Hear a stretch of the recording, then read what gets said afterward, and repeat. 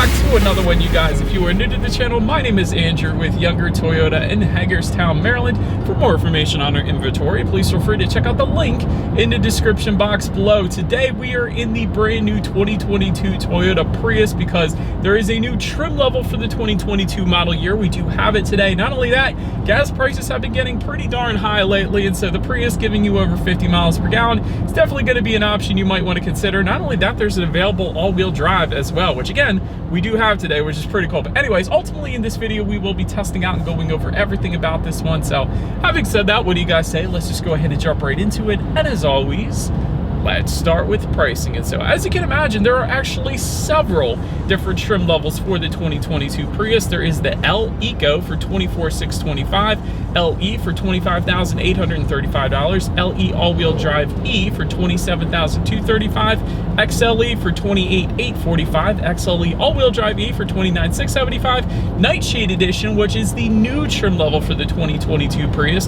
That one starts at $29,545, Nightshade Edition all-wheel drive, the one we have today, starting at $30,675, and lastly, the Limited starting at $32,920. So quite a bit of options there, really allowing you to make the car your own essentially with all of those trim levels. But regardless of trim level that you go with, the power plant on the Prius is going to be the same. Powering this little beast is a 1.8 liter 4-cylinder hybrid engine, putting out 121 horsepower, 120 pound-feet of torque.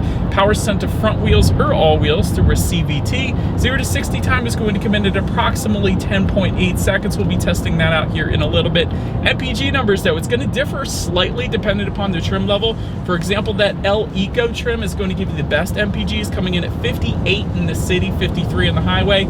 All-wheel drive models, 51 in the city, 47 highway, and then the front-wheel drive models will be 54 in the city, 50 then on the highway, taking regular unleaded fuel. But said that before we do any kind of fun acceleration test here in our Prius, I wanted to mention to you guys the drive modes. Drive mode button is located directly to the right of the shifter there. Those drive modes will include Eco, Normal, Power Mode, and EV, adjusting things like the throttle response, the climate control settings, and of course with that EV mode, you actually get 1.2 miles of pure electric driving when you're fully charged at least. So I wanted to mention how that worked as well. But now having got all of that out of the way, what do you guys say? Let's go ahead and put the Prius here to the test. Let's see how quickly we can get our new 2022 Toyota Prius here up to speed. All right, 3, 2, 1, go.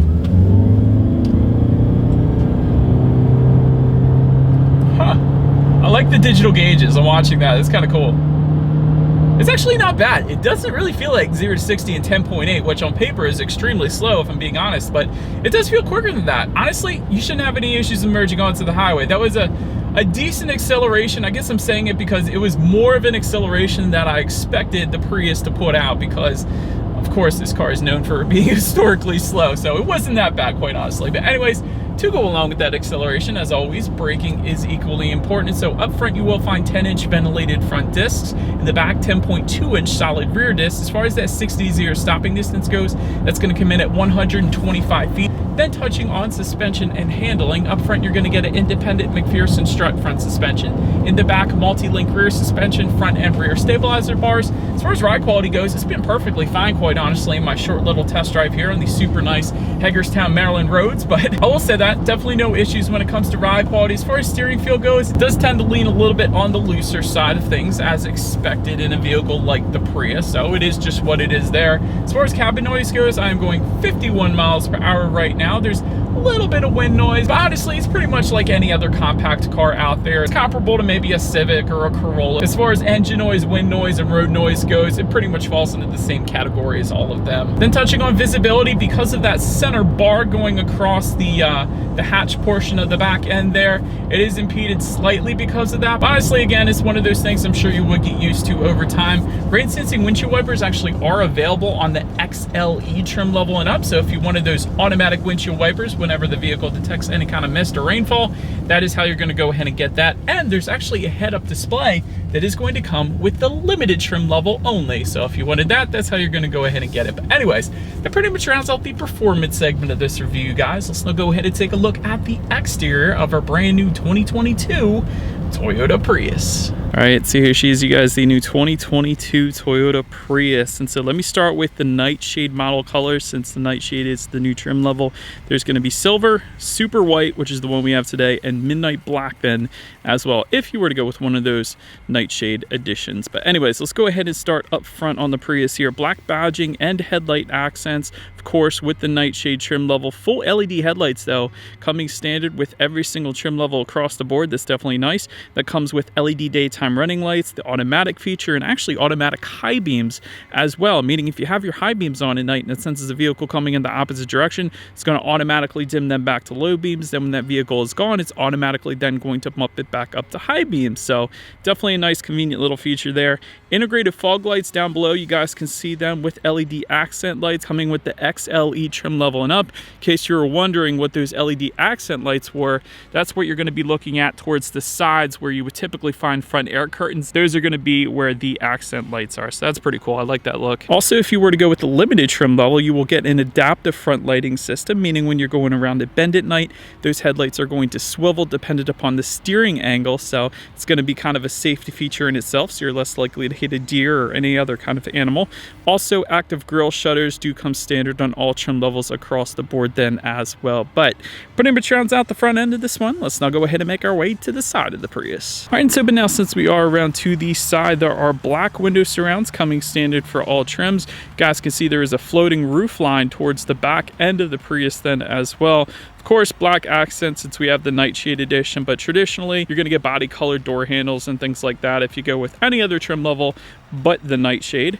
When it comes to those side mirrors, they are body colored traditionally, and they are power adjustable, of course, as well. Heated side mirrors do come standard. Power folding side mirrors coming standard. Definitely did the side mirrors right here in the Prius. Of course, you got that hybrid badging. It's going to be silver or black, depending upon the trim level found on the front fenders there. Then taking a look at the wheel configuration, 15-inch alloys with covers for the L Eco and the LE trims, 17-inch 5-spoke alloys with the titanium finish, then coming with the XLE and limited trims, and then 15-inch black alloys then for the Nightshade that you're currently looking at, of course. But pretty much rounds out the side profile. Let's now go ahead and make our way to the back. All right, so but now since we are around to the back, we do have that gloss black shark fin antenna all the way to the top because we have the Nightshade again. Otherwise, it is going to be body colored, of course. Do kind of have an integrated rear spoiler, I guess, kind of breaking up the window there with the LED stop lamp, of course, in the middle. And by the way, LED taillights then to the sides do come standard for all trim levels across the board for added illumination at night. Gotta love that.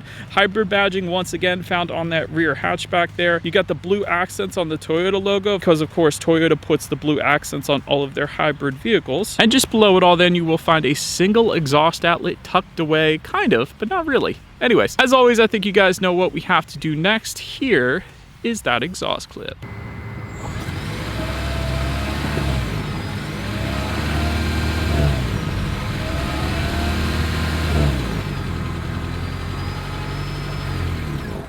All right, and so but now since we are around to the back of that hatch, when it comes to opening it, there is a button actually on the hatch itself. So simply just press that and lift up. That's how you're going to go ahead and open that one up. But cargo capacity is going to come in at 27.4 cubic feet. If that was not enough space, there is a 60-40 split, meaning the rear seats do fold down, bumping that then up to 50.7 cubic feet. And there's actually a good bit going on in the cargo area. You will actually get cargo lighting, of course, but you also get grocery bag hooks on both sides, which I was surprised to see. You get cargo tie-down anchors as well. So these features typically you see in SUVs, but not so much cars. So that was pretty cool to see those. You actually get a cargo cover back there as well, which makes sense since it is a hatchback. So wasn't surprised to see that. If you lift up underneath of the cargo floor though, you're actually going to find a fix-a-flat kit and then a good bit of in-floor storage actually as well. Kind of compartmentalized. You could put an ice scraper back there or something like that possibly. Then making our way up to the rear legroom, that is going to come in at 33.4 inches. So for reference, I'm an even 6 feet tall. This is how much space I had back there. There is no rear ventilation back there. However, there is a rear center armrest with cup holders coming standard for all trim levels across the board. You actually get 2 USB charging ports for those rear passengers as well, so they can stay connected, which definitely a good idea. But then making our way up to the front seats, manually adjustable cloth seating coming with the L Eco and LE trims, Softex upholstery then coming with all the other trims, essentially the XLE trim level and up. That's going to come with 8-way power driver's seat with power lumbar. Those seats will be heated. However, I will will say the Nightshade Edition actually has manually adjustable seats, so that is what we have today, although we do have the Softex finish. But as far as seat comfort goes, it's okay. Honestly, it's just okay because there is no power lumbar in this particular configuration on the Nightshade, but you can get it on the other trims like I was saying, but it's just okay as far as seat comfort goes. But then making our way to the steering wheel, it is tilt and telescoping. It is leather wrapped and it will be heated then for the XLE trim level and up. And that heated steering wheel button is actually located on the right side of the steering wheel itself. I can see that there. Then make our way to the startup. Let me start by showing you guys the key here. You do have your traditional Toyota key, but you do have that Prius lettering on the one side. Then when you flip it over, just lock and unlock. But it is all keyless entry with a push button start. So all I'm going to do here is simply put my foot on the brake and press that blue engine start button located just by the driver's right knee. And so once started up, the gauge cluster is not located directly in front of the driver, but more so towards the middle of everything. So you do have a fairly large digital readout all the way to the left. And honestly, from my short driving experience, I had no problems reading that while actually keeping my eyes on the road. So was kind of hesitant, thinking since it's a little bit different, instead of me looking directly forward a little bit to the right, was it going to be a problem? But it really wasn't. So no issues there. You also have your charging indicator just to the right of that, and essentially all of your other buttons all the way to the right, basically everything you could possibly want. But so then making our way to overall interior quality, there will be a power moonroof is going to be optional for the XLE trim level. Auto dimming rear view mirror with home light controls coming with the XLE trim level and up, and we have that for up to 3 different garage doors. That's pretty cool. Overhead sunglass holder can be found up top there as well. You will get a wireless phone charger located just below the shifter for XLE trim level and up if you wanted to do that. You got your heated seat buttons just behind that wireless phone charger, dual cup holders, and then within the center armrest. Not quite as deep of storage as I thought there was gonna be, but it'll get the job done. Overall, it's a pretty basic interior quality if I'm being honest, but one thing I really like is the Prius lettering found on the little knobs on the air vents. That is one thing I wasn't expecting, and it's all about the attention to detail with me, so I absolutely love that. But anyways, let's now go ahead and make our way to the infotainment screen. 7-inch color touchscreen display coming with the L Eco, LE, XLE, and Nightshade trim levels, and that's of course what we have today. However, there is an 11.6-inch color touchscreen display coming with the limited trim level.